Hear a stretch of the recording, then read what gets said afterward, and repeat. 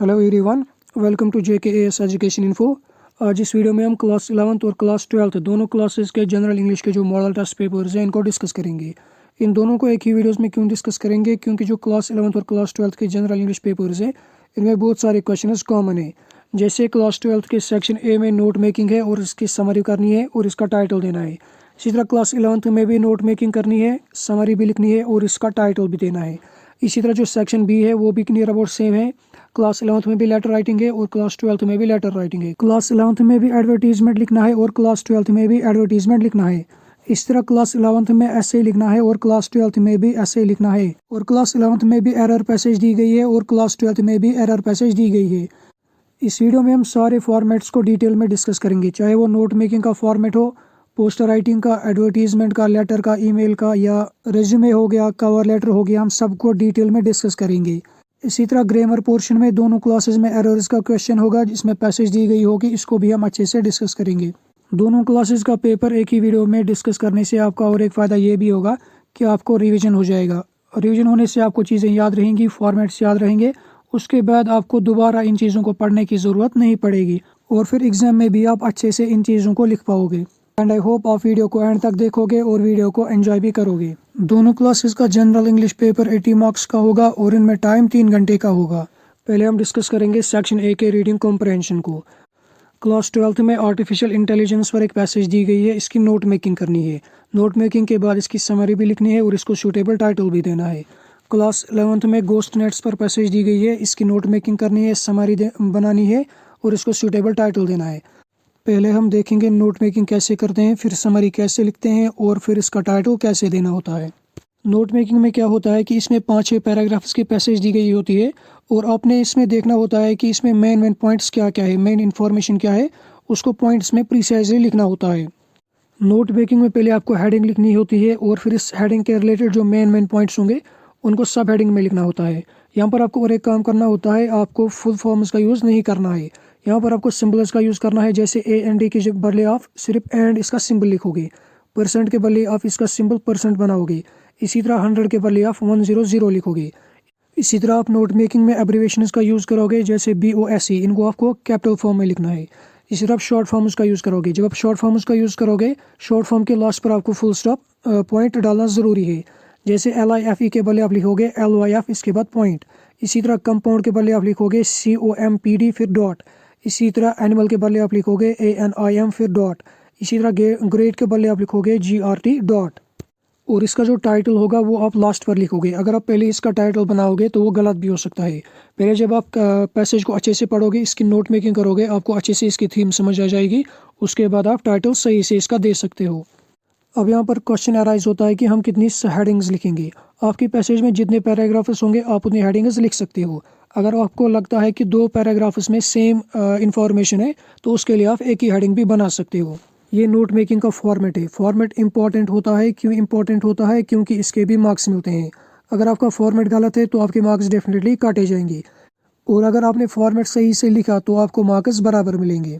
पहले हम फॉर्मेट के रिलेटेड कुछ डिटेल्स डिस्कस करेंगे, उसके बाद हम देखेंगे पैसेज से कैसे हेडिंग्स निकाली जाती है, सब हेडिंग्स कैसे निकाली जाती है और सब हेडिंग्स कैसे निकाली जाती है।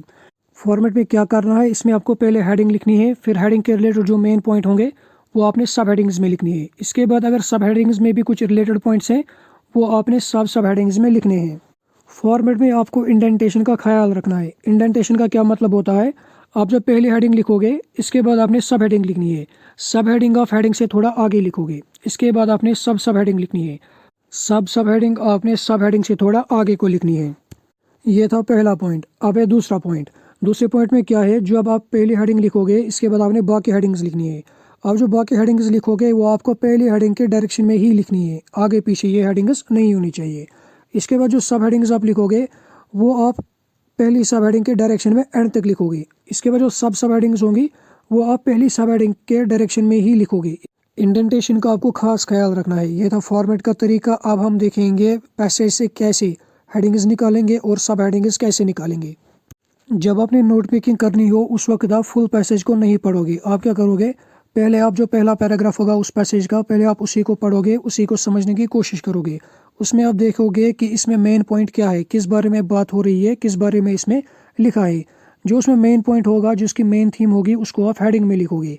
इसके बाद आप उस पैराग्राफ में देखोगे कि इस हेडिंग के रिलेटेड कौन कौन से पॉइंट्स हैं। इसमें जो मेन पॉइंट्स होंगे उस हेडिंग के रिलेटेड, आप सिर्फ वही मेन पॉइंट सब हेडिंग्स में लिखोगे। जैसे आपने क्लास 11th में जो पैसेज दी गई है गोस्ट नेट्स, इसकी नोट मेकिंग करनी है। नोट मेकिंग कैसे करेंगे, पहले इस का जो पहला पैराग्राफ है इसको पढ़ेंगे और इसको समझेंगे। क्या लिखा है इसमें, ghost nets aren't supernatural but they are legitimately scary. A ghost net is fishing net that has been lost or abandoned in the ocean। इस सेंटेंस में गोस्ट नेट्स की डेफिनेशन लिखी गई है। इसके बाद क्या लिखा है, they are one particularly appalling part of the global ghost fishing problem which includes fishing gear abandoned in the water। Any net or line left in the ocean can pose a threat to marine life। Ghost net की definition के बाद इसके impact के बारे में लिखा गया है। सो आपकी हेडिंग क्या बनेगी, गोस्ट नेट्स। पहली हेडिंग बनेगी ghost nets definition and impact, जैसा मैंने यहाँ पर लिखा है। ये आपने हेडिंग लिख ली। अब आप इसके रिलेटेड जो पॉइंट्स हैं वो लिखोगे। जैसे डेफिनेशन के रिलेटेड है fishing net is lost and abandoned in ocean. इसके बाद इम्पैक्ट के बारे में आप लिखोगे fishing problems and threat to marine life. और एक इम्पैक्ट आप लिखोगे problems to ocean health and marine life. इस पैराग्राफ में हेडिंग के रिलेटेड जो मेन पॉइंट्स होंगे वो आपको सब हेडिंग्स में लिखने हैं। 4 पॉइंट्स, 5 पॉइंट्स या 3 पॉइंट्स, आपकी मर्जी। इसके बाद है दूसरा पैराग्राफ। दूसरे पैराग्राफ को जब आप पढ़ोगे तो इसमें आपको गोस्ट नेट्स के हार्मफुल इफेक्ट्स मिलेंगे। तो यहाँ पर जो आपकी दूसरी हेडिंग बनेगी वो बनेगी ghost nets harmful effects on marine life. इसके बाद आप इस पैराग्राफ में इस हेडिंग के रिलेटेड मेन पॉइंट्स देखोगे।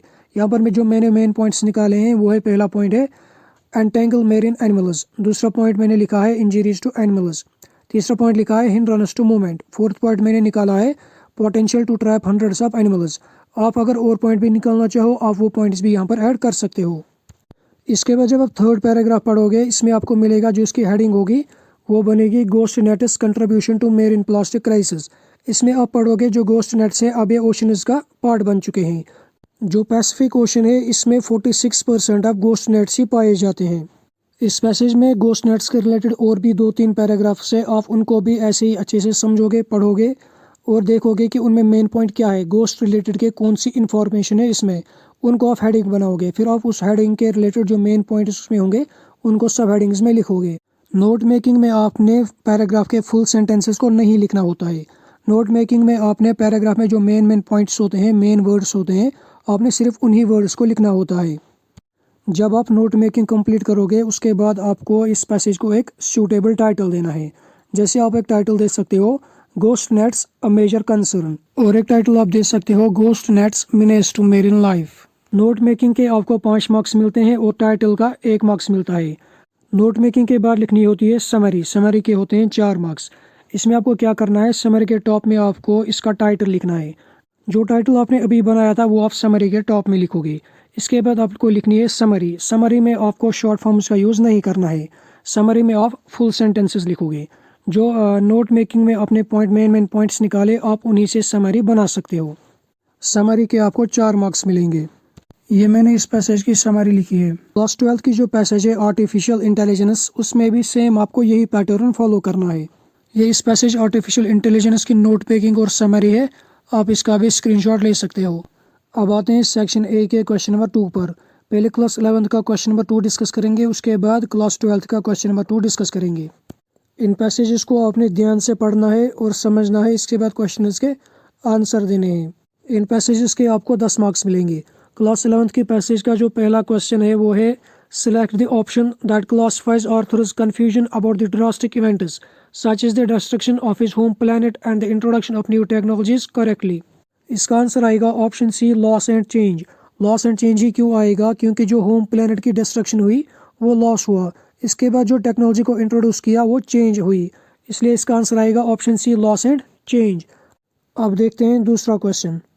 What is the significance of the white lab mouse in the control room of the Heart of Gold ship. इसका answer आएगा option B it serves as the ship's computer. ये जो mouse था ये ship का computer था।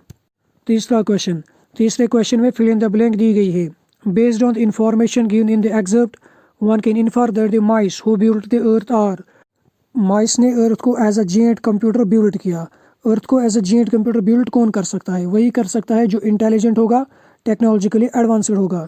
इस fill in the blank में आएगा जो माइस थे वो वेरी इंटेलिजेंट थे और टेक्नोलॉजिकली एडवांस्ड थे। Now question number 4। Select the option that is similar in meaning to force expression pretty neat हो। इसका आंसर आएगा option C impressive yes. Question number 5, which phrasal verb in the passage is synonymous with piece it together. Piece it together का मतलब होता है pieces को जोड़ना। इस पैसेज में आपने पढ़ा होगा मार्विन जो था उसको स्पेयर पार्ट से कोबल किया गया, स्पेयर पार्ट से जोड़कर मार्विन को बनाया गया। सो इसका आंसर आएगा cobbled. Question number 6, Arthur hears his own voice in his mind. इसका आंसर आएगा फॉल्स, वो इसकी आवाज़ नहीं थी, वो मार्विन की आवाज़ थी। Question number 7, which word in the passage is an antonym of modulated. Modulated का एंटोनियम होगा monotone, option C. Question number 8, 5-dimensional biologically based super intelligent is used to describe। इसका आंसर है ships computer white lab mouse. Question number 9, what was Marvin made of. इसके answer में आप लिखोगे Marvin was made of metal spare parts. Question number 10, why did the mice have to destroy the world. इसके answer में आप लिखोगे the mice have to destroy the world because they ran out of money and had to destroy it to make a way for a hyperspace bypass। Class 11th के section A के दोनों questions complete हो गए। अब आते हैं class 12th के section A के क्वेश्चन नंबर 2 पर। क्लास 12th में भी क्वेश्चन नंबर 2 में पैसेज दी गई है। आपको इस पैसेज को अच्छे से पढ़ना है, समझना है, उसके बाद ही क्वेश्चन इसका आंसर देना है। इसमें भी पैसेज के 10 मार्क्स हैं। Question number 1, the scenic beauty of Srinagar makes the writer feel. इसका आंसर आएगा option B nostalgic. Question number 2, a collocation is a group of words that often occur together. The writer says that G.B. Whaley remained clouded in anonymity. Select the word from the options that correctly collocates with clouded in। इसका answer आएगा option C doubt। Question number 3, the author was posted in Srinagar in 1991, true or false। इसका answer आएगा false। Author को श्रीनगर में 1980s में post किया गया था। Question number 4, the phrase seed of starting journalism refers to। इसका आंसर आएगा option A initiation। Question number 5, what was the effect of local businesses and tourists on nature। इसका answer आएगा the local businesses and tourists put a burden on nature। Question number 6, which word in paragraph 4 means to examine one's own thoughts and feelings। इसका answer आएगा introspect। Question number 7, before the lockdown Desh was a source of employment for local people। fill in the blank में आएगा tourism। Question number 8, how did the author manage to keep the originality of the house intact। इसका answer आप लिखोगे the author renovated the house keeping its originality intact, just adding windows for sunlight। Question number 9, what did the author do in the summer of 1992।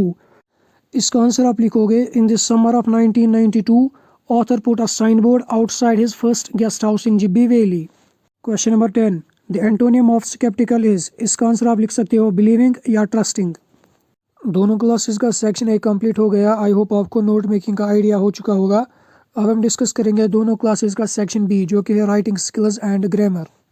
अब हम पहले देखेंगे दोनों classes के section B में कौन से क्वेश्चन कॉमन है।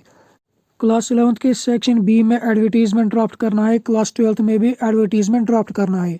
क्लास 11th में लेटर राइटिंग है, क्लास 12th में भी लेटर राइटिंग है। क्लास 11th में ईमेल लिखना है फ्रेंड्स को, इसी तरह क्लास 12th में इन्विटेशन देना है फ्रेंड्स को। क्लास 11th में पर्सनल अकाउंट यानी ऐसे लिखना है, क्लास 12th में भी ऐसे लिखना है। इसी तरह क्लास 11th में एरर्स हैं और क्लास 12th में भी एरर्स हैं।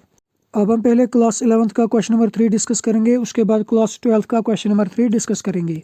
क्लास 11th का क्वेश्चन नंबर 3 जो है इसमें आपको पोस्टर ड्राफ्ट करना है और पार्ट में आपने एडवर्टीजमेंट ड्राफ्ट करना है। अब हम पहले यहाँ पर क्वेश्चंस को पढ़ेंगे और इनमें से इंपॉर्टेंट पॉइंट्स को निकालेंगे जो हमें पोस्टर बनाने में और एडवर्टीजमेंट बनाने में चाहिए होंगे। Question number 3, your institute healthcare hospital has decided to organize an organ donation camp to create awareness about the cause। Draft a poster giving all the necessary details। ये पोस्टर बनाने के लिए आपको 30 to 50 वर्ड्स ही यूज़ करने हैं, 50 words से ज़्यादा आपको यूज़ नहीं करने हैं। इस क्वेश्चन में पहला इंपॉर्टेंट पॉइंट है हेल्थ केयर हॉस्पिटल जो कि है ऑर्गेनाइजिंग बॉडी। दूसरा इंपॉर्टेंट पॉइंट है ऑर्गन डोनेशन कैंप जो कि है इवेंट यानी जो हेडिंग होगी। तीसरा इंपॉर्टेंट पॉइंट है नेसेसरी डिटेल्स। नेसेसरी डिटेल्स में आप डेट, टाइम और वेन्यू लिखोगी। पोस्टर बनाने के लिए पहले आपके पास हेडिंग होनी चाहिए यानी इवेंट। इस क्वेश्चन में आपको इवेंट दिया गया है ऑर्गन डोनेशन कैंप, ये आप हेडिंग में लिखोगे और इसको आप कैपिटल लेटर्स में ही लिखोगे। इसके बाद दूसरा पॉइंट चाहिए होता है इस कैंप को ऑर्गेनाइज करने वाली बॉडी। इस क्वेश्चन में आपको ऑर्गेनाइजिंग बॉडी दी गई है हेल्थ केयर हॉस्पिटल। दूसरे पॉइंट में आप लिखोगे organised by health care hospital. दूसरे पॉइंट में ये भी आपको कैपिटल लेटर्स में ही लिखना है। इंप्रेशन बढ़ाने के लिए आप स्लोगन्स का यूज़ भी कर सकते हो। यहाँ पर मैंने एक स्लोगन लिखा है, you have the power to gift life, find the hero in you.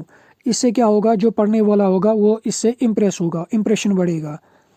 अब इस पोस्टर में देनी है नेसेसरी डिटेल्स। ये पोस्टर आपको 30 to 50 वर्ड्स में ही लिखना है, इसलिए आप इस पोस्टर में टाइम, डेट और वेन्यू से ज़्यादा और कोई डिटेल नहीं लिख पाओगे। नेसेसरी डिटेल्स में मैंने इसमें डेट लिखा है। डेट में आप पास्ट की कोई डेट नहीं लिखोगे, इसमें आप डेट आने वाली ही लिखोगे। इसके बाद आप इसमें लिखोगे वेन्यू। वेन्यू में आप वो जगह लिखोगे जहाँ पर ये इवेंट होने जा रहा हो। इसके बाद आपको इसमें लिखनी है टाइमिंग, और टाइमिंग के बाद आपको नीचे इसमें देनी है कॉन्टैक्ट डिटेल्स। इसमें आप ईमेल भी दे सकते हो और फ़ोन नंबर भी दे सकते हो, या दोनों भी दे सकते हो। अपने पोस्टर को अट्रैक्टिव बनाने के लिए आप इसमें इमेजेस का भी यूज़ कर सकते हो। अगर आपको इमेजेस बनानी नहीं आती तो पोस्टर को अट्रैक्टिव बनाने के लिए आप ऐसे बॉक्सेस को भी यूज़ कर सकते हो। वंस आपने पोस्टर कंप्लीट कर लिया, इसके बाद आपको इस पोस्टर के अराउंड एक बॉक्स बनाना है। जैसे यहाँ पर मैंने ये बॉक्स बनाया है, और एक बॉक्स बनाने के लिए आप स्केल का ही यूज़ करोगे।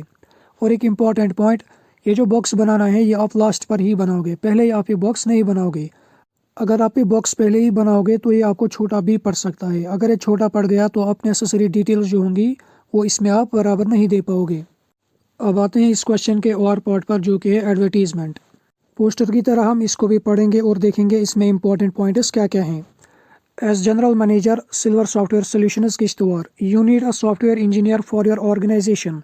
Draft an advertisement for the situation vacant column of a newspaper stating your requirements regarding age, qualification, experience and salary offered. इस क्वेश्चन में पहला इंपॉर्टेंट पॉइंट है जनरल मैनेजर, जो कि ये एडवर्टीजमेंट ड्राफ्ट करेगा। दूसरा इंपॉर्टेंट पॉइंट है सिल्वर सॉफ्टवेयर सॉल्यूशंस किश्तवाड़ यानी कंपनी। तीसरा इंपॉर्टेंट पॉइंट है सॉफ्टवेयर इंजीनियर की वैकेंसी। तीसरा इंपॉर्टेंट पॉइंट है रिक्वायरमेंट्स। इस जॉब के रिलेटेड जो भी रिक्वायरमेंट्स होंगी, जैसे एज, क्वालिफिकेशन, एक्सपीरियंस और सैलरी, इनको आपने एडवर्टाइजमेंट में लिखना है। इसमें जो और एक इम्पॉर्टेंट पॉइंट है वह सिचुएशन वैकेंट का। सिचुएशन वैकेंट आप उस वक्त यूज़ करते हो जब कोई कंपनी में वैकेंसी होती है और वो उसके लिए एडवर्टीजमेंट निकालती है कि हमें बंदे की ज़रूरत है जिसको जॉब चाहिए। इसका अपोजिट होता है सिचुएशन वांटेड का। सिचुएशन वांटेड उस वक्त यूज़ किया जाता है जब किसी को जॉब की ज़रूरत हो और वो खुद एडवर्टाइजमेंट देता है कि मुझे जॉब के लिए ले लो, उस वक्त यूज़ करते हैं सिचुएशन वांटेड का। इसमें हमें सिचुएशन वैकेंट का कॉलम यूज़ करना है। इस एडवर्टीजमेंट की हेडिंग में आपको लिखना है सिचुएशन वैकेंट। ये आप सेंटर में भी लिख सकते हो और यहाँ पर भी लिख सकते हो। इसके बाद आपको इसमें नेसेसरी डिटेल्स देनी है। ये एडवर्टीजमेंट आपको 30 to 50 वर्ड्स में ही लिखना है, इसलिए आप इसमें वही डिटेल्स दोगे जो नेसेसरी होंगी, जो आपको क्वेश्चन में बताई गई होंगी। क्वेश्चन में आपको क्वालिफिकेशन का बताया गया था, एक्सपीरियंस का बताया गया था, एज का बताया गया था और सैलरी का बताया गया था। आपको यही 4 पॉइंट्स इसमें ऐड करने हैं और इसमें आपको कॉन्टैक्ट डिटेल्स देनी है। अगर क्वेश्चन में आपको जनरल मैनेजर का नाम दिया गया है तो आप इसका नाम लिखोगे। अगर नाम नहीं दिया है तो आप डायरेक्ट जनरल मैनेजर लिखोगे और नीचे कॉन्टैक्ट डिटेल्स लिखोगे। ईमेल भी लिख सकते हो और फ़ोन नंबर भी लिख सकते हो। इस एडवर्टीजमेंट में जो आपने हेडिंग लिखी सिचुएशन वैकेंट, ये आपको कैपिटल लेटर्स में ही लिखनी है, इसमें आप स्मॉल लेटर्स का यूज़ नहीं करोगे। और जब आप एडवर्टीजमेंट कंप्लीट करोगे तो उसके बाद आपने इस एडवर्टीजमेंट के अराउंड बॉक्स बनाना होता है। जैसे आपने पोस्टर में बॉक्स लास्ट पर बनाया, इसी तरह आप एडवर्टीजमेंट में भी बॉक्स लास्ट पर ही बनाओगे। क्लास 11th का हमने पोस्टर राइटिंग और एडवर्टीजमेंट हमने डिस्कस कर लिया। आई होप आपको इनका फॉर्मेट समझ आ गया होगा। और एग्ज़ाम में जब आपको एडवर्टीजमेंट या पोस्टर लिखना होगा, आपको सेम इसी पैटर्न से वहाँ पर भी लिखना है। अब हम डिस्कस करेंगे क्लास 12th का क्वेश्चन नंबर 3। क्लास 12th के क्वेश्चन नंबर 3 में एडवर्टीजमेंट ड्राफ्ट करना है और इसके और पार्ट में फ्रेंड को इन्विटेशन लेटर लिखना है। क्लास 12th में भी आपको सेम प्रोसीजर फॉलो करना है। पहले क्वेश्चन को पढ़ना है, समझना है और इसमें से इम्पोर्टेंट पॉइंट्स निकालने हैं। क्वेश्चन नंबर 3 में इंपॉर्टेंट पॉइंट्स हैं। आप रोहिणी राजन हो, आपको अपनी यंगर सिस्टर के लिए डांस टीचर की ज़रूरत है और इसके लिए आपको एडवर्टीजमेंट लिखना है। इस एडवर्टीजमेंट की हेडिंग में आपको लिखना है वांटेड डांस टीचर। वांटेड की जगह आप नीडेड भी लिख सकते हो और रिक्वायर्ड भी। वांटेड डांस टीचर या needed dance teacher, required dance teacher, या दूसरे फॉर्मेट में आप लिख सकते हो dance teacher wanted, dance teacher needed या डांस टीचर रिक्वायर्ड। इसके बाद आपने इसमें लिखना है कि मैं रोहिणी राजन हूँ और मुझे अपनी यंगर सिस्टर के लिए डांस टीचर की ज़रूरत है। इसके लिए जो भी विलिंग है वो मुझे फ़ोन नंबर के ज़रिए कांटेक्ट कर सकता है या ईमेल के ज़रिए कांटेक्ट कर सकता है। फाइनली जब आप एडवर्टीजमेंट लिखना कंप्लीट करोगे, उसके बाद आपको इस एडवर्टीजमेंट के अराउंड बॉक्स बनाना है, जैसे मैंने यहाँ पर बनाया है। इस क्वेश्चन के और पार्ट में आपने अपने फ्रेंड्स को अपने ग्रैंड पेरेंट्स की 50th एनिवर्सरी पर इनवाइट करने के लिए एक लेटर लिखना है और इनविटेशन लेटर आपने 40 to 50 वर्ड्स में ही लिखना है और इस क्वेश्चन नंबर 3 के आपको 4 मार्क्स मिलेंगे। इनविटेशन लिखने के लिए आपको टॉप में पहले हेडिंग लिखनी होती है, जैसे मैंने यहाँ पर हेडिंग लिखी है join us in celebrating 50 years of love. यहाँ पर आप अपने वर्ड्स में भी इस हेडिंग को लिख सकते हो। इसके बाद आपको लिखना है यहाँ पर डियर, इसके बाद फ्रेंड्स नेम, फ्रेंड का नाम लिखना है यहाँ पर। इसके बाद आप यहाँ पर डालोगे कामा। इसके बाद आपने लिखनी है बॉडी, बॉडी के एंड पर आपको लिखना है प्लीज़ रेस्पॉन्ड या प्लीज़ रिप्लाई, दो में से एक जो भी आपको मर्जी हो। और एंडिंग में आपको लिखना है बेस्ट रिगार्ड्स या टेक केयर या वार्म रिगार्ड्स, जो भी आपको मर्जी हो। और यहाँ पर भी आपको कामा डालना है और इसके बाद एंडिंग में आपको अपना नाम लिखना है। दोनों क्लासेस का क्वेश्चन नंबर 3 कंप्लीट हो गया। आई होप आपको इनका फॉर्मेट समझ आ गया होगा। एग्जाम में जब आपको पोस्टर, एडवर्टीजमेंट या इनविटेशन लेटर लिखना होगा, आपको सेम यही फॉर्मेट वहाँ पे यूज़ करना है। अब हम डिस्कस करेंगे क्वेश्चन नंबर 4। दोनों क्लासेस में जो क्वेश्चन नंबर 4 है, इसमें लेटर राइटिंग है, लेटर्स लिखनी है। और जो ये लेटर्स दी गई हैं दोनों क्लासेस में, इनका फॉर्मेट सेम है, ये एक ही फॉर्मेट पे लिखनी है। दोनों क्लासेस में जो लेटर्स दी गई हैं ये फॉर्मल लेटर्स हैं। पहले हम यहाँ पर जानेंगे फॉर्मल लेटर्स का फॉर्मेट, पैटर्न क्या होता है, उसके बाद हम क्वेश्चंस बनाएंगे। फॉर्मल लेटर में पहले सेंडर का एड्रेस लिखना होता है। जो लेटर लिख रहा होता है या जो भेजना चाहता है वो पहले इसमें अपना एड्रेस लिखता है। एड्रेस लिखने के बाद बीच में एक लाइन छोड़ी जाती है, उसके बाद जो लाइन होती है उसमें लिखा जाता है डेट। डेट का फॉर्मेट ये होना चाहिए 1 Feb 2024। ये वाले जो पैटर्न है ये दो, इसमें डैश और स्लैश का यूज़ किया गया है, ये दो फॉर्मेट्स यूज़ नहीं करने होते। ये वाला जो पैटर्न है ये आप यूज़ कर सकते हो, यहाँ पर भी यही पैटर्न है, ये आप यूज़ कर सकते हो। इसके बाद और एक लाइन छोड़ी जाती है, फिर लिखा जाता है रिसीवर्स एड्रेस। जिसको आप लेटर भेजना चाहते हो, जिसके लिए आप लिख रहे हो, उसका एड्रेस लिखना होता है। उसके बाद और एक लाइन छोड़नी होती है, उसके बाद लिखना होता है सब्जेक्ट। लेटर आप किस लिए लिख रहे हो, किस बारे में लिख रहे हो, वो आपको सब्जेक्ट में लिखना होता है। इसके बाद आप आते हो सैल्यूटेशन पे। सैल्यूटेशन में आप लिखते हो डियर सर या डियर मैडम, उसके बाद कामा। जिसको आप लेटर भेज रहे हो, अगर उसका नाम आपको मालूम है तो आप यहाँ पर उसका नाम लिखोगे डियर, उसके बाद उसका नाम। अगर आपको नाम मालूम नहीं है तो आप ऐसे ही लिख सकते हो डियर सर या मैडम। इसके बाद डालना है कामा। कामा के बाद आपको लिखनी होती है बॉडी। और एंडिंग में आपको क्या करना होता है, एंडिंग में लिखना होता है यूर इज़ थैंकफुल सिंसियरली या यूर इज़ ओबीडियंट। इसके बाद सेंडर को अपना नाम लिखना होता है और अपनी पोजीशन लिखनी होती है। Sender is address, date, receiver is address और सब्जेक्ट ये लेफ्ट साइड में ही लिखना होता है, इनको राइट साइड में नहीं लिखना होता है। और जो नीचे लिखा है your is thankful sincerely obedient या नेम एंड पोजीशन, ये भी लेफ्ट साइड में ही लिखना होता है, राइट साइड में नहीं लिखना होता है। और जो आप यहाँ से लिखोगे इनकी स्ट्रेट लाइन बननी चाहिए। इस साइड में अगर आगे पीछे हो भी जाए कोई बात नहीं है, लेकिन इस साइड में एक स्ट्रेट लाइन बननी चाहिए, एक पैटर्न बनना चाहिए। ये था फॉर्मल लेटर लिखने का फॉर्मेट। आई होप आपको ये फॉर्मेट भी समझ आ गया होगा। अब हम पहले क्लास 11th की लेटर को डिस्कस करेंगे, उसके बाद क्लास 12th की लेटर को डिस्कस करेंगे। क्लास 11th की लेटर राइटिंग के 6 मार्क्स हैं। क्लास 11th में जो लेटर लिखनी है वो लिखनी है कश्मीर टाइम्स के एडिटर को। और ये कौन लिखेगा, यहाँ पर आपका नाम दिया गया है नविता या नमित। आप नविता या नमित हो और आप रहने वाले हो 125 मेन रोड कच्ची चावनी, आप यहाँ के रहने वाले हो। और आपको लेटर लिखना है एडिटर कश्मीर टाइम्स को। और लेटर में आपने क्या करना है, लेटर में आपने ऑर्गन डोनेशन की इम्पोर्टेंस को हाईलाइट करना है। हेडिंग के 3 पॉइंट्स आपको यहाँ से मिल गए। पहला पॉइंट जो सेंडर्स एड्रेस है वो बनेगा आपका 125 मेन रोड कच्ची चावनी। जो रिसीवर्स एड्रेस आपका बन गया वो बन गया द एडिटर कश्मीर टाइम्स। और जो आपका सब्जेक्ट बना वो है इम्पोर्टेंस ऑफ ऑर्गन डोनेशन। ये कंप्लीट हो गई आपकी हेडिंग। इसके बाद आपने बॉडी लिखनी है। बॉडी ऑफ इन 3 लाइन्स के अकॉर्डिंग ही लिखोगी। यहाँ पर जो 3 लाइन्स लिखी हैं इनके अकॉर्डिंग ही आपको बॉडी भी बनानी है। अब मैं आपको यहाँ पर इसका पैटर्न दिखाऊंगा जो मैंने इसका बनाया है। ये मैंने इसकी लेटर लिख ली है। टॉप लेफ्ट साइड में आपको लिखना है सेंडर्स एड्रेस, जैसे मैंने यहाँ पर सेंडर्स एड्रेस लिखा है जो क्वेश्चन में दिया गया था 125 मेन रोड कच्ची चावनी, यही आपको लेफ्ट साइड में टॉप पर लिखना है। इसके बाद आपने एक लाइन छोड़कर लिखना है डेट। डेट आप उसी दिन की लिखोगे जिस दिन आप लेटर लिख रहे होंगे। जिस दिन आपका एग्ज़ाम होगा उस दिन जो डेट होगा आप यहाँ पर वही लिखोगे। मैं आज इसका वीडियो बना रहा हूँ इसलिए मैंने यहाँ पर आज का ही डेट लिखा है। इसके बाद आपने और एक लाइन छोड़कर लिखना है रिसीवर का एड्रेस। जो क्वेश्चन में आपको रिसीवर का एड्रेस दिया गया था वही लिखा है मैंने यहाँ पे, द एडिटर कश्मीर टाइम्स। इसके बाद आपने और एक लाइन छोड़कर लिखना है सब्जेक्ट।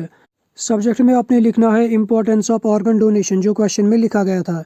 इसके बाद आपको और एक लाइन छोड़कर लिखना है डियर एडिटर। अगर आपको एडिटर का नाम दिया गया है क्वेश्चन में तो आप एडिटर का नाम लिखोगे, अगर नाम नहीं दिया गया है तो आप ऐसे ही लिखोगे। इसके बाद आप करोगे यहाँ पे कामा। इसके बाद आपने लिखनी है बॉडी। बॉडी कंप्लीट करने के बाद आप लास्ट पर लिखोगे सिंसियरली। सिंसियरली के बाद आप करोगे कामा, नीचे आप लिखोगे नाम जो क्वेश्चन में दिया गया था। अगर फीमेल ये लेटर लिख रही होगी वो लिखेगी नमिता, अगर मेल लिख रहा होगा तो वो लिखेगा नमित। अब आते हैं इस क्वेश्चन के और पार्ट पर। और पार्ट में आपने as a principal of DAV school director of education को एक लेटर लिखना है और इस लेटर में आपने सना नाम की एक लड़की को ब्रेवरी अवार्ड के लिए रिकमेंड करना है। लेटर के सेंडर एड्रेस में आपको लिखना है the principal of DAV school और जो रिसीवर्स एड्रेस होगा उसमें आप लिखोगे the director of education Jammu and Kashmir और सब्जेक्ट में आपको लिखना है रिकमेंडेशन फॉर ब्रेवरी अवार्ड। इसके बाद जो आपको बॉडी बनानी है वो आप इन 2-4 लाइन्स के अकॉर्डिंग ही बनाओगे। ये मैंने इस क्वेश्चन की लेटर लिखी है। टॉप लेफ्ट साइड में मैंने यहाँ पर लिखा है सेंडर्स एड्रेस। सेंडर कौन था? The principal DAV public school और नीचे इस पे लिखना है एड्रेस। इसके बाद एक लाइन छोड़कर लिखना है डेट, उसी दिन का डेट जिस दिन आप लेटर लिख रहे होंगे। इसके बाद और एक लाइन छोड़कर लिखना है रिसीवर्स एड्रेस जो क्वेश्चन में दिया गया था, the director of school education Jammu and Kashmir. इसके बाद आपने लिखना है सब्जेक्ट। सब्जेक्ट में आप लिखोगे recommendation for bravery award for Sana head girl. इसके बाद आप और एक लाइन छोड़ोगे, इसके बाद लिखोगे dear directorate of education name. जो डायरेक्टर एजुकेशन होगा उसका नाम लिखोगे अगर आपको मालूम होगा। अगर आपको नाम मालूम नहीं होगा तो आप डायरेक्ट लिखोगे डियर डायरेक्टर ऑफ एजुकेशन। इसके बाद आप कॉमा करोगे। इसके बाद आप लिखोगे बॉडी। बॉडी जब आप कंप्लीट करोगे तो एंड में आप लिखोगे सिंसियरली। सिंसियरली के बाद आप नाम लिखोगे। क्वेश्चन में अगर प्रिंसिपल का नाम दिया गया होगा तो यहाँ पर आप प्रिंसिपल का नाम लिखोगे। अगर प्रिंसिपल का नाम नहीं दिया गया होगा तो आप इसको ऐसे ही रहने दोगे या अपना नाम लिखोगे। इसके बाद आप लिखोगे पोजीशन। पोजीशन में लिखना है प्रिंसिपल ऑफ DAV स्कूल। अब हम डिस्कस करेंगे क्लास 12th की लेटर्स को। क्लास 12th में जो लेटर्स के क्वेश्चन पूछे गए हैं ये सेम उसी पैटर्न के हैं, उसी फॉर्मेट के हैं जो क्लास 11th के लिए फॉर्मेट था। क्लास 12th में जो पहली लेटर है इसमें आपका जो सेंडर एड्रेस बनेगा वो बनेगा manager of MS Sharma and को 124 पकाडांगा जम्मू। ये बनेगा आपका सेंडर्स एड्रेस। रिसीवर्स एड्रेस बनेगा इसमें MS हिंदुस्तान फर्नीचर्स गंगयाल जम्मू और इसमें सब्जेक्ट बनेगा request for quotation and inquire about the prices billing process and credit facilities. इस लेटर में आपने पहले सेंडर्स एड्रेस लिखना है MS शर्मा एंड को 124 पकाडांगा जम्मू। इसके बाद आपने एक लाइन छोड़कर लिखना है डेट। डेट लिखने के बाद और एक लाइन छोड़कर लिखना है रिसीवर्स एड्रेस। रिसीवर्स एड्रेस में लिखना है MS Hindustan furnitures Gangyal Jammu. Receivers address लिखने के बाद आपको और एक लाइन छोड़कर लिखना है सब्जेक्ट। सब्जेक्ट के बाद एक लाइन छोड़कर लिखना है डियर सर या मैडम सैल्यूटेशन। अगर आपको मैडम या सर का पता है कौन है तो आप उसका नाम लिखोगे, अगर आपको पता नहीं है तो आप ऐसे ही रहने दोगे। इसके बाद आप यहाँ पर लिखोगे कामा। इसके बाद आप बॉडी लिखोगे। बॉडी कंप्लीट करने के बाद आप लास्ट में लिखोगे वार्म रिगार्ड्स। वार्म रिगार्ड्स के बाद आप लिखोगे नाम, अपना नाम जो सेंडर होगा, और लिखोगे position manager MS Sharma and को। इस लेटर के और पार्ट में आपको दूसरी लेटर लिखनी है मेयर को। मेयर को आपको कंप्लेंट करनी है कि हमारे स्कूल के बाहर बहुत ज़्यादा ट्रैफिक रहता है और इस इशू को रिजॉल्व करने के लिए आपने मेयर को कुछ सजेशंस भी लिखनी है। इस क्वेश्चन में सेंडर का नाम दिया गया है शौकत हुसैन जो कि है head boy GAV public school Srinagar का। GAV पब्लिक स्कूल श्रीनगर ये बनेगा इसमें सेंडर्स एड्रेस और इसमें बनेगा रिसीवर द मेयर श्रीनगर। ये मैंने इसकी लेटर लिख ली है। टॉप लेफ्ट साइड में आप पहले लिखोगे sender address GAV public school Srinagar. इसके बाद एक लाइन छोड़कर आप डेट लिखोगे। इसके बाद और एक लाइन छोड़कर आप लिखोगे रिसीवर एड्रेस यानी mayor city hall address Srinagar जिसको आपने भेजनी है। इसके बाद आप और एक लाइन छोड़कर लिखोगे सब्जेक्ट। सब्जेक्ट अब में आप लिखोगे ट्रैफिक कंजेशन कंप्लेनेंट सजेशंस। इसके बाद आप और एक लाइन छोड़कर लिखोगे डियर मेयर। अगर आपको नाम मालूम है तो नाम लिखोगे, अगर नाम मालूम नहीं है तो आप ऐसे ही रहने दोगे। इसके बाद आप डालोगे यहाँ पर कामा। इसके बाद आपने लिखनी है बॉडी। बॉडी जब आप कंप्लीट करोगे तो एंड पर आप लिखोगे सिंसियरली शौकत हुसैन। शौकत हुसैन जो नाम दिया गया था लेटर में इस क्वेश्चन में। इसके बाद आप इसकी पोजीशन लिखोगे head boy GAV public school Srinagar. दोनों क्लासेस की लेटर राइटिंग भी कंप्लीट हो गई। अगर आपको अब भी कोई डाउट बाकी रह गया हो या कोई क्वेश्चन हो तो आप कमेंट सेक्शन में ज़रूर लिखना। अब देखते हैं क्लास 11th का क्वेश्चन नंबर 5। इस क्वेश्चन में आपको अपने फ्रेंड को एक थैंकिंग ईमेल लिखना है for hosting a great birthday party. ये ईमेल आपको 50 to 80 वर्ड्स में लिखना है। इसके आपको 4 मार्क्स मिलेंगे। जब आपको ईमेल लिखना होता है, ईमेल में आपको टॉप लेफ्ट साइड में पहले डेट लिखना होता है। डेट भी उसी दिन का लिखना होता है जिस दिन आप ईमेल लिखोगे। डेट का फॉर्मेट वही रहेगा जो आपने लेटर राइटिंग में सीखा। मोबाइल फ़ोन्स में जब आपको ईमेल करना होता है वहाँ पर आपको डेट का ऑप्शन नहीं मिलता है। डेट का ऑप्शन इसलिए नहीं मिलता है क्योंकि डेट जो होता है वो वहाँ पर ऑटो जनरेटेड होता है, इसीलिए उसमें डेट का ऑप्शन नहीं होता है। लेकिन जब आपको पेपर में लिखना होगा वहाँ पर आपको डेट ज़रूरी मेंशन करना होता है। डेट के बाद आपको लिखना है ईमेल, जिस ईमेल से आप मेल करोगे वो ईमेल आपको लिखना है। इसके बाद आप लिखोगे टू, यानी किसको मेल भेज रहे हो, इसमें आप अपने फ्रेंड का ईमेल लिखोगे।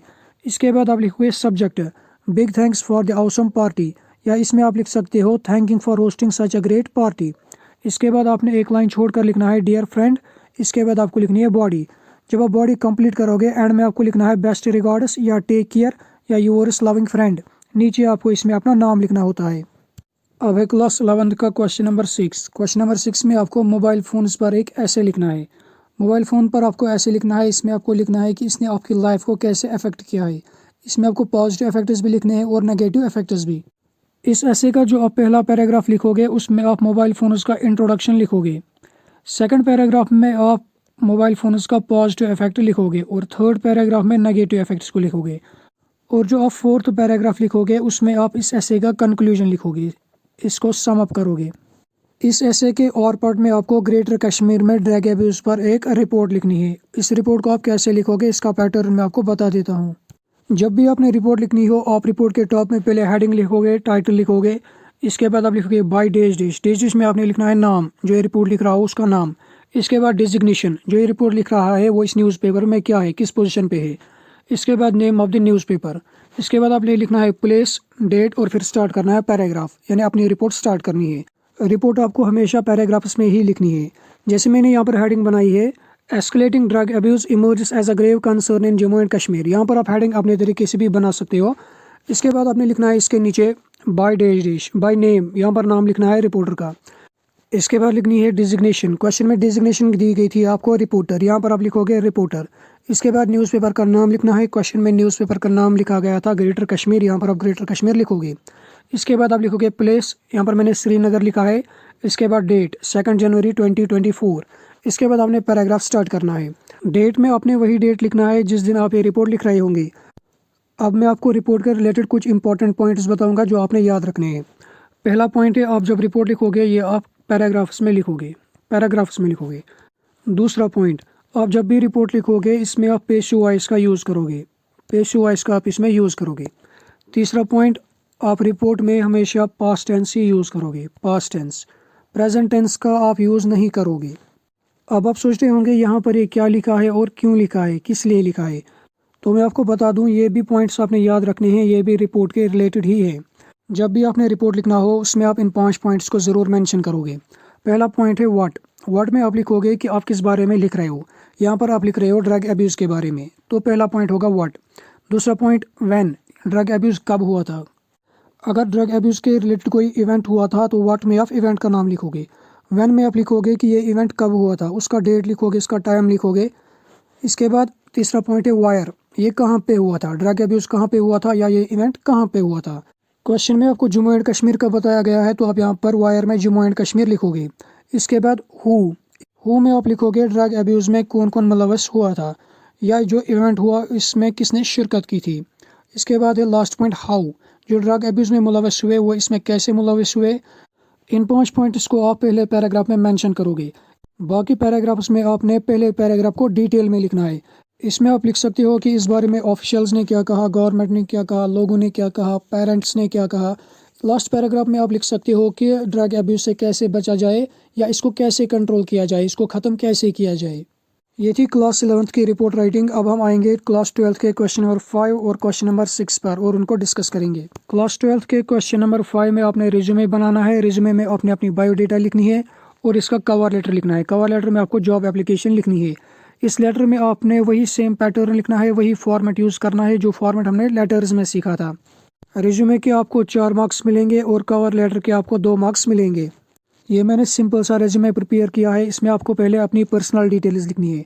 पर्सनल डिटेल्स में आपने पहले इसमें अपना नाम लिखना है, फादर्स नेम लिखना है, डेट ऑफ बर्थ लिखनी है, एज, मैरिटल स्टेटस और बाकी डिटेल्स।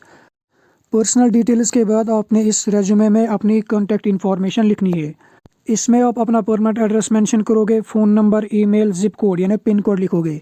इसके बाद आपने इसमें क्वालिफ़िकेशन लिखनी है। क्वेश्चन में जो क्वालिफ़िकेशन आपको बताई जाए आप यहाँ पर वही मेंशन करोगे।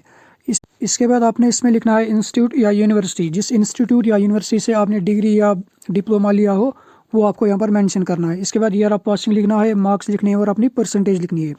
इसके बाद आपको अपनी एक्सपीरियंस लिखनी है। एक्सपीरियंस में आप लिखोगे कि आपको कितने साल की एक्सपीरियंस है। यहाँ पर आप जैसे 5 ईयर्स ऑफ एक्सपीरियंस है आपको। इसके बाद यहाँ पर आप अपने इंस्टीट्यूट का नाम लिखोगे, जिस इंस्टीट्यूट में आप इससे पहले पढ़ाते थे। इसके बाद आप किस सब्जेक्ट में माहिर हो, यहाँ पर आप सब्जेक्ट का नाम लिखोगे। इसके बाद आप इसमें अपनी स्किल्स को मेंशन करोगे। मैंने यहाँ पर 2 स्किल्स को मेंशन किया है, आप इसमें और भी ऐड कर सकते हो। फाइनली आपको लिखना है डिक्लेरेशन कि जो आपने ऊपर डिटेल्स दी हैं वो सही है। इसके बाद आपने इसमें डेट लिखना है। डेट आप उसी दिन का लिखोगे जिस दिन आप रिज्यूमे लिख रहे होंगे। इसके बाद प्लेस, जिस जगह पे रिज्यूमे लिखोगे उस जगह का नाम लिखना है। इसके बाद अपना सिग्नेचर या अपना नाम लिखना है या सिग्नेचर करोगे। रिज्यूमे के आपको 4 मार्क्स मिलेंगे, इसलिए आप रिज्यूमे को अच्छे से लिखोगे। इसके बाद आपको लिखना है कवर लेटर यानी जॉब एप्लीकेशन। उसमें आप क्या लिखोगे? क्वेश्चन में आपको बताया गया है कि जो हाइडल स्कूल जम्मू है इसने एडवर्टाइजमेंट निकाला था न्यूज़पेपर में, इसलिए आपको इसके लिए कवर लेटर यानी जॉब एप्लीकेशन लिखना है कि आपने एडवर्टाइजमेंट निकाला था और मैं इसके लिए क्वालिफाइड हूँ, मुझे ये जॉब चाहिए। जॉब एप्लीकेशन का फॉर्मेट वही रहेगा जो आपने लेटर्स में सीखा था। यहाँ पर पहले चाहिए आपको सेंडर्स एड्रेस। क्वेश्चन में आपको सेंडर का एड्रेस नहीं दिया गया है, सेंडर का एड्रेस आप खुद लिखोगे। आपको जो एड्रेस मर्जी आए आप वो लिखोगे। इसके बाद आपको चाहिए रिसीवर का एड्रेस। रिसीवर का एड्रेस आप लिखोगे हाइडल स्कूल जम्मू। इसके बाद आपको चाहिए सब्जेक्ट। सब्जेक्ट में आप लिखोगे application for the post of teacher. ये मैंने जॉब एप्लीकेशन लिख लिया है। टॉप में आपको लिखना है सेंडर्स एड्रेस। क्वेश्चन में सेंडर का एड्रेस नहीं दिया गया है, सेंडर का एड्रेस आपको खुद बना के लिखना है। आपको यहाँ पर सेंडर्स एड्रेस खाली नहीं रखना है, यहाँ पर आपको खुद से बना के लिखना है। इसके बाद आपको लिखना है डेट, जिस दिन ये एप्लीकेशन लिखोगे उस दिन का डेट लिखना है। इसके बाद एक लाइन छोड़ के आपको लिखना है रिसीवर्स एड्रेस। रिसीवर का एड्रेस है the principal hydel school Jammu. इसके बाद आपको और एक लाइन छोड़ के लिखना है सब्जेक्ट। मैं यहाँ पर सब्जेक्ट लिखना भूल गया हूँ, यहाँ पर आप लिखोगे सब्जेक्ट। सब्जेक्ट में आप लिखोगे application for the post of teacher.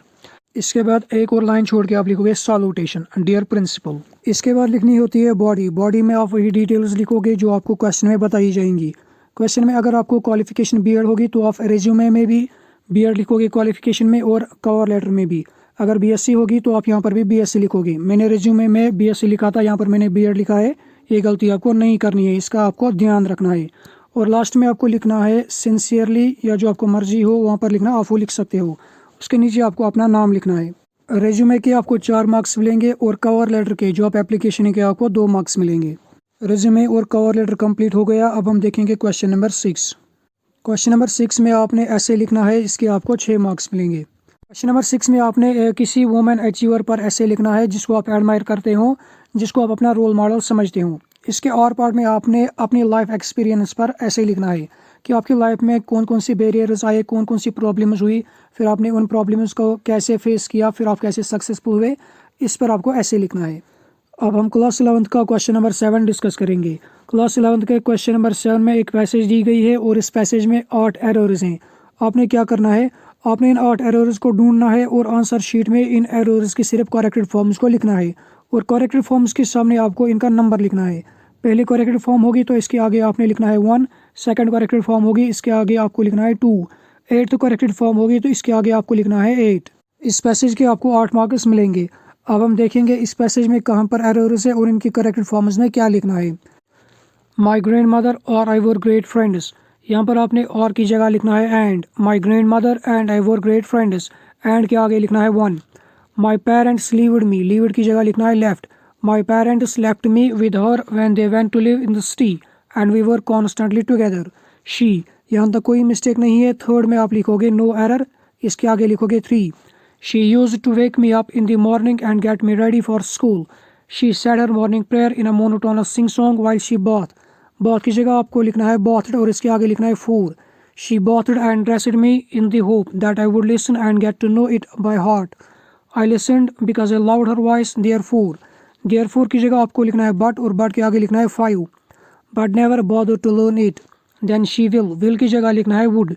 Then she would fetch my wooden slate which she had already washed and plastered by की जगह लिखना है with yellow chalk, a tinny earthen ink pot and a reed pen.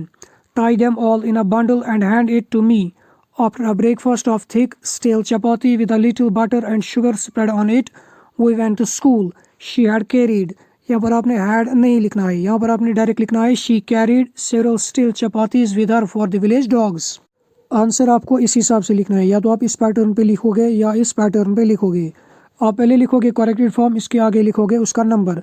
जैसे पहले corrected form थी and, इसके आगे लिखना है नंबर 1। सेकंड करेक्टेड फॉर्म थी लेफ्ट, इसके आगे लिखना है 2। या तो आप इस पैटर्न पे लिखोगे या आप इस पैटर्न पे लिखोगे। अब हम डिस्कस करेंगे क्लास 12 का क्वेश्चन नंबर 7। क्लास 12 के क्वेश्चन नंबर 7 में भी पैसेज दी गई है, आपने इस पैसेज को एडिट करना है और फिर करेक्ट फॉर्मेट में आपने इस पैसेज को अपने आंसर शीट में लिखना है। इस पैसेज के आपको 8 मार्क्स मिलेंगे, इसलिए आपको इस पैसेज को अच्छे से पढ़ना है, फिर देखना है कि इसमें कहाँ पर करेक्शंस होंगी, फिर उनको ठीक करके लिखना है। अब हम पहले इस पैसेज को पढ़ेंगे, देखेंगे इसमें एरर्स कहाँ पर है और फिर देखेंगे इसका करेक्ट फॉर्मेट क्या बनेगा। I was lucky to have so good teachers said Gurudev. यहाँ पर ये डायरेक्ट स्पीच है, जो डायरेक्ट स्पीच होता है उसको हमेशा एपिस्ट्रोफ कॉमास में रखा जाता है, इसलिए आप यहाँ पर एपिस्ट्रोफ कॉमास लगाओगे।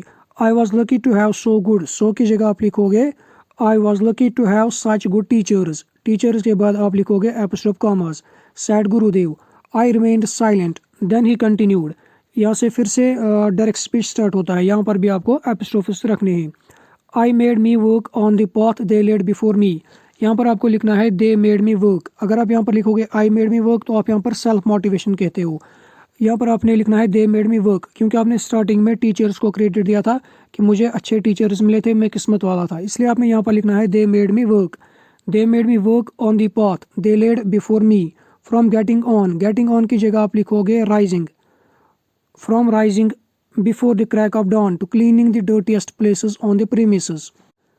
If I stand before you today and offer my teachings to you, it is because of my gurus. यहाँ पर आपने एपिस्ट्रोफ से सेंटेंस को क्लोज करना है। I was feeling relaxed, was feeling की जगह आपने लिखना है I felt relaxed as he spoke in his placid tone and peaceful voice that seemed to come from some serene grove where a brook babbled in tranquility. I was about to go for a की जगह आपने लिखना है into. I was about to go into a trance when Gurudev lifted his hands, lifts की जगह आपने लिखना है lifted his hands above his head, joined them together and said। यहाँ से आपने एपिस्ट्रोफ कॉमास स्टार्ट करने हैं, एपिस्ट्रोफ कॉमास, और यहाँ पर स्मॉल w लिखा है, इसकी जगह आपने लिखना है कैपिटल W, क्योंकि जो डायरेक्ट स्पीच होता है उसको जब हम एपिस्ट्रोफ्स में रखते हैं वहाँ पर जो पहला वर्ड होता है, पहला अल्फ़ाबेट होता है, उसको कैपिटल में लिखा जाता है। यहाँ पर आप लिखोगे capital W। We are merely puppets, our strings are held by him, the everlasting, the ever knowing। यहाँ पर आप हिम का एच कैपिटल रखोगे, एवर लास्टिंग का ई भी कैपिटल रखोगे और एवर नोइंग का ई भी कैपिटल रखोगे, और एंड में फुल स्टॉप के बाद एपिस्ट्रोफस भी लगाओगे। ये मैंने इस पैसेज को करेक्ट करके लिखा है। आपने एग्जाम में क्या करना है, जब आप पैसेज में से एरर्स निकालोगे उसके बाद आपने फुल पैसेज को करेक्ट करके अपने आंसर शीट में लिखना है। दोनों क्लासेस का सेक्शन ए रीडिंग कॉम्प्रिहेंशन और section B writing skills and grammar, इन दोनों सेक्शंस को हमने अच्छे से डिटेल में डिस्कस कर लिया है। अब यहाँ पर रह जाता है सेक्शन सी, जिसमें है लिटरेचर। इसमें आपके बुक के ही क्वेश्चन हैं। ये क्लास 12 का सेक्शन सी है और यहाँ से आगे क्लास 11 का सेक्शन सी। इन क्वेश्चंस को आप खुद भी पढ़ सकते हो, इस पीडीएफ का लिंक मैं डिस्क्रिप्शन में दे दूंगा, आप वहाँ से पीडीएफ डाउनलोड कर लेना और एक बार इन क्वेश्चंस को ज़रूर देखना। आई होप आपने इस वीडियो में थोड़ा बहुत तो सीख ही लिया होगा, एंड आई होप आप इस वीडियो को अपने फ्रेंड्स के साथ भी शेयर करोगे, क्योंकि उनको भी इन चीज़ों की ज़रूरत होगी। और अगर आपका कोई पेपर रह गया हो तो मुझे कमेंट करके ज़रूर बताना। आज के वीडियो में बस इतना ही, मिलते हैं नेक्स्ट वीडियो में, तब तक के लिए अल्लाह हाफिज़, गुड बाय।